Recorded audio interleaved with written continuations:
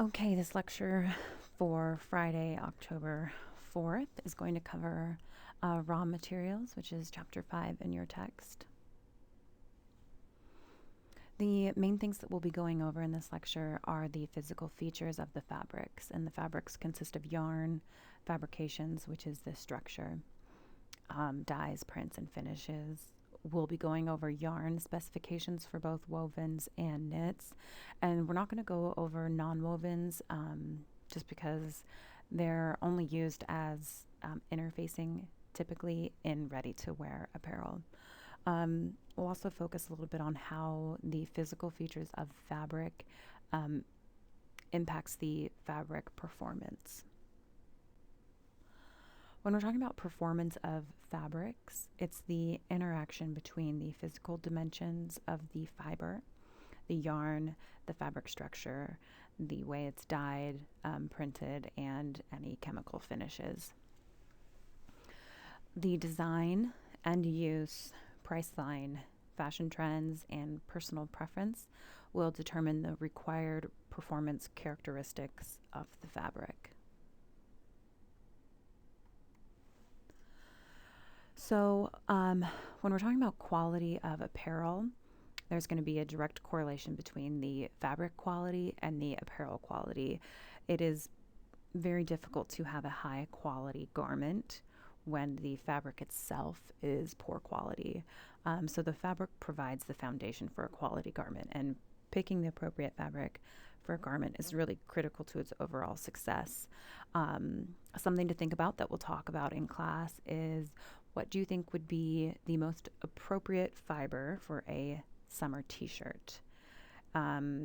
This is actually two-part: fiber and then fabric structure. So cotton, jersey knit, or rayon plain weave.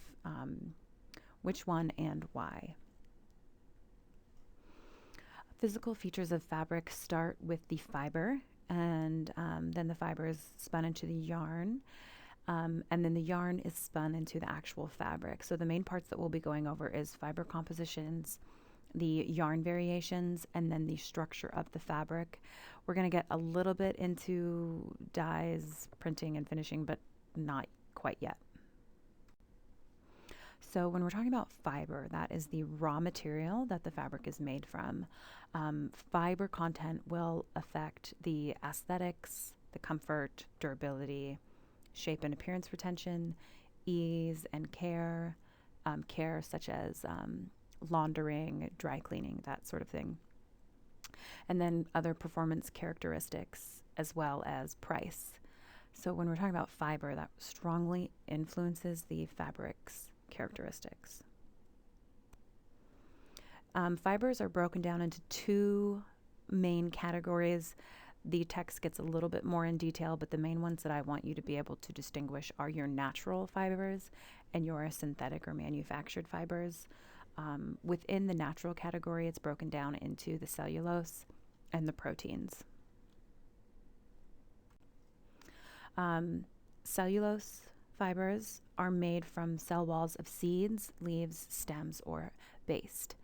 And some of the main ones, there's quite a bit more, you can look in your text if you want, are cotton, flax, hemp, jute, ramie, and sisal. The protein category of the natural fibers are found in animal hair, feathers, and silk. And here's just a very short list of some protein fibers from animals. So alpaca, angora, cashmere, llama, mohair, silk, and wool.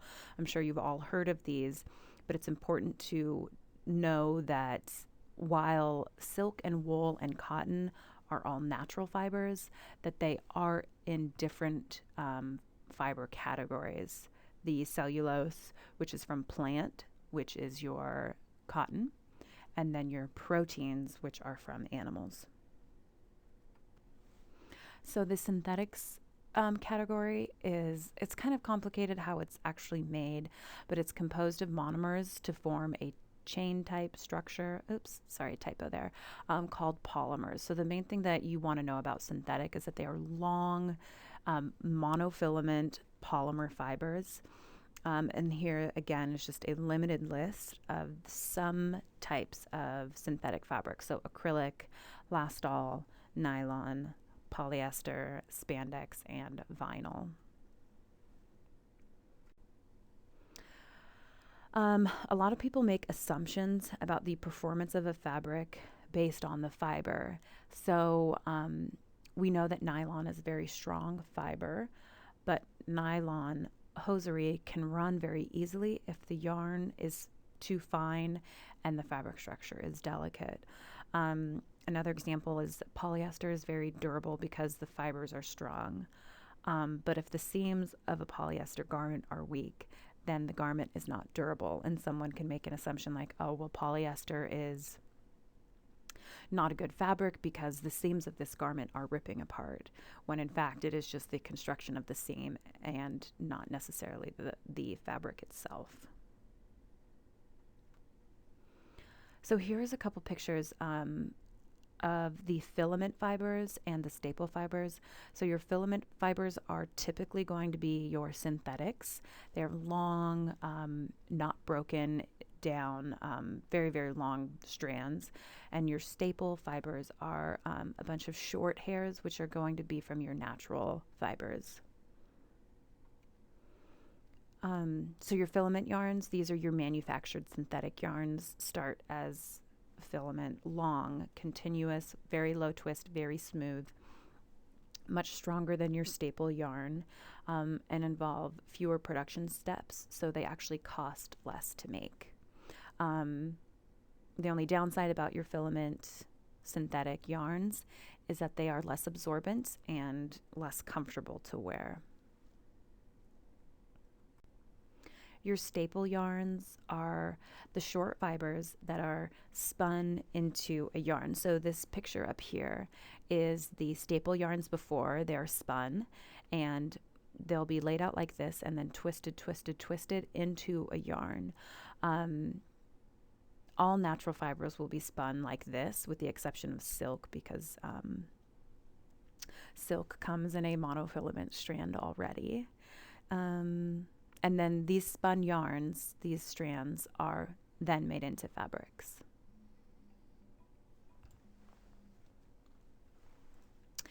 So some staple yarn variations. You see a lot of these terms used for advertising terms. So if someone's like, oh, this is a carded or combed cotton fiber, it just means that the fibers are parallel in manner. If someone says, oh, this is a carded wool or something, that means it's fuzzy and soft. If it has a combed treatment, it's going to be smooth and more lustrous. Another word that you hear a lot of is like a worsted wool or woolen wool. Woolen means that it's carded, and worsted means that it is combed. Worsted wool is a little bit more expensive. It wears very well and is considered high end. So if you see that a wool garment is worsted, it's going to take a little bit, it's going to have a higher quality to it. Yarns are made into two major categories. It's either a single yarn or they are ply. And when you have a ply yarn, that means that it is two or more yarns that are twisted together. So you'll see that on some woven dress shirts. They'll say, oh, 3-ply yarn, yarn dyed, something like that.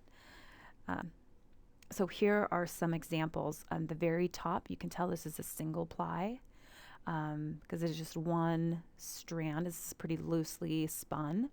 The second one, also single ply. It is just one thick spin of, looks like these are all natural fibers because you can see the little staple thread sticking off.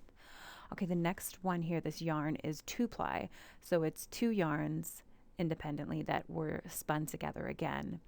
And they're both pretty thick. But if you go down a little bit farther, this alpaca is 3-ply. So it's 3 thin yarns that are spun into one. Again, here's another 3-ply. And it looks like these are back to 1. Here's another example, 2-ply, 3-ply, and up to 4-ply, and this is pretty thick. Here's a neat industry example. Soloso only uses the highest quality materials, such as exquisite linen and fine Egyptian two-ply cotton, to handcraft its custom men dress shirts. And if you look really closely at this fabric, you can see that it's two-ply. Or at least the red part is, because the red and the white have been twisted together, and that's what causes that very small dot in the weave. It's because there's the two-ply, and when they have the twist of the red and the white, it you know, causes that swirl look. And then when that's woven, the shirt has this cool detail to it. So after you have your yarn, the yarn needs to be put into some type of structure. And the main three categories, I know we've already gone over this, are woven, knit, and your non-woven.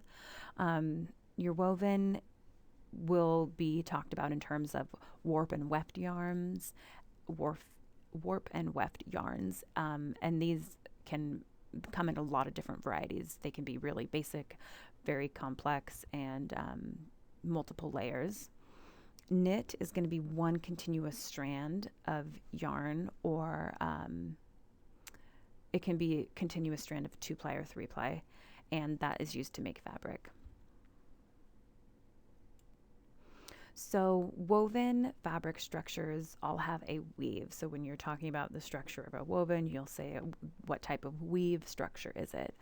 And that's the exact way that the warp and weft yarns are interlaced or laid on top of each other. And again, woven fabrics can range from a very basic to very complex weave structures. We'll just go over the basic weave structures of a plain woven, a twill woven, and a satin woven. And it will be my expectation that you'll be able to identify the difference between these three. So a plain weave structure is where the filling yarns are evenly passed under and over the warp yarns. So basically, if you look at this picture on the top right, it is over one, under one, over one, under one, over one, under, over, and under, in both directions, going across and up and down. Fabrics that use a plain weave are broadcloth, burlap, calico, canvas, crepe, taffeta, tweed, and you can tell that the differences in these, this is a really loose plain weave, this is a little bit tighter, and this is your tightest one. This would be a broadcloth, here's your burlap, and this is your canvas. It just has a different dye on the top. The twill weave structure is where the filling yarn is carried over 2 warps and then under one. And this goes in one direction or the other. So if you look at this top picture here, we go over 2, under 2, over 2, and then under 2. And then you alternate one row. And instead of starting on the far left going under 2, you move over 1. So they're moving in the right direction here. And they go under 2, or is that under, yeah, under 1, 2, 3. No. Under 2, or here's over 2, I'm sorry, and under 2, over 2 and under 2. So they continue that pattern in a horizontal direction, down to the left or down to the right, and that is what creates diagonal lines that extend from the lower right to the upper left. And you can really see this pattern in denim. Denim is very well known for always being a twill weave. Other well-known fabrics that use this are denim, flannel. I mean, flannel's not all the time, but mostly herringbone, houndstooth, and shark skin. Satin is another variation of a plain weave, but it is most closely related to a twill weave, and it's just unbalanced, where it has 4 or more yarns that go on the top before going under. And that's what makes it so soft, is because there are so many threads across the top that are extending on top of the surface. So if you look here, you'll see this one, this yarn, and this yarn are all going on top of the fabric. I mean, one, two, three, four, five, four or more floating across the top. Same with this one, goes across several, and that's what makes the feel of it really soft. The only trouble is that it easily snags and it's very expensive to make. Here are some examples of some of the types of satins. An antique satin, this is the antique one here, and what makes it different from the other ones is that the thickness in the yarns are different, so you get these sort of thick ridges every once in a while. Charmeuse, sateen, and satin. Moving on to talk about our knits, there are 3 major knit variations that we'll go over: the weft knit, the weft insertion, and a warp knit. And within each of these categories are different types of knit fabrics. So when we're talking about the weft knit, this is when a single yarn passes horizontally to construct loops in a course or a row. And the amount of stretch that you're going to have in your weft knits depends on the size of the needle used, and the fiber content and the thickness of the yarn. Some of the more popular weft knit varieties is a cable knit, which is this one up here. Fleece, hopefully we all know what that looks like. French terry, which is this one right here. Interlock, right here. Jersey knit, which I don't have up here. And then rib knit, which is used to as bands on edge finishes, and this is the example right here. It's got those horizontal rows, and there's quite a bit of stretch in this one. The weft insertion is very similar to a weft knit, but a crosswise yarn is inserted into the loops of the courses that they are knitted. And so this provides a little bit more stabilization, gives stretch, decoration, and nap to the finished fabrics. And nap is just like a little extra pile there's a little more softness on the top. So here's an example of the fleece. And again, French terry can also be in this category. And French terry you see a lot used on sweatpants, casual loungewear. Warp knits are identified by a series of yarns that form wales in the lengthwise direction of the fabric. These knits are typically identified by their lack of stretch in the lengthwise direction. These knits will not ravel or run, and the main types of warp knits are lace, tricot knit, mesh, and thermal. And here's kind of a thermal knit. Another term for this is a honeycomb knit. And this green one is your mesh. Another type of fabric or material that's used is fur. And fur is basically preserved animal pelt that has both skin and hair of the animal. This goes in and out of style just depending on what is happening in the time. And some common types of animal fur, animal pelt is beaver, chinchilla, fox, mink, rabbit, or sheep. And sometimes you can see it, as the full coat. Sometimes it'll just be a detail. You see it on purses, or you know how you have your little lucky rabbit's foot.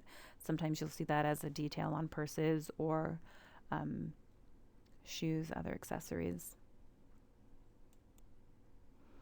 Another type of material that is quite popular is leather. And leather is essentially skin or hide of an animal that is chemically processed into a variety of surface textures, thickness, and colors. Leather is used in a variety of apparel and accessories. Some of the more common ones are alligator, buckskin, crocodile, calf skin, and snake skin. So this one here is your crocodile or alligator type print. Here is a calf skin, just a solid leather, and here is some snake skin boots.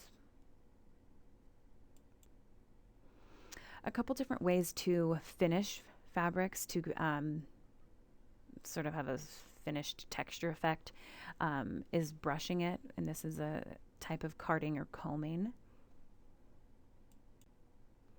Embossed, I know we've all seen this before, and this is where you put a heat press on the fabric in a specific type of shape, and then you'll get these leftover, almost velvety-like feeling shapes. Glazed. This gives the fabric a plasticky type of feel, or can make it water repellent. Heat set. This is like adding on, oh, what is that word? If you're ironing on like an applique or some type of patch. Napped fabric. This is just where the surface of a very tight weave is brushed. So they'll do this on fleeces, but when it's done on a woven, it's called napped, and it'll give you that sort of felty feeling like on a pool table. Sanded. This is a technique that you see a lot in denim as a way to give it a sort of worn look, or like a used look. Sometimes they'll do this on leather too, to wear it down a little bit. Singed.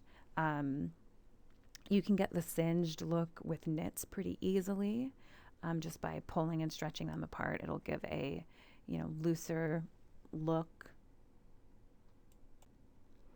And then lastly, some types of finishes that are used on clothing. You'll see tags that say, oh, this has got an antibacterial finish. This has got a durable press, which means that if there's a crease in it, the crease won't come out with washing. Some items will say that they are flame retardant, water resistant, or wrinkle resistant. And these are just additional finishes to fabric that increase the quality and longevity of the material that is used to make clothing.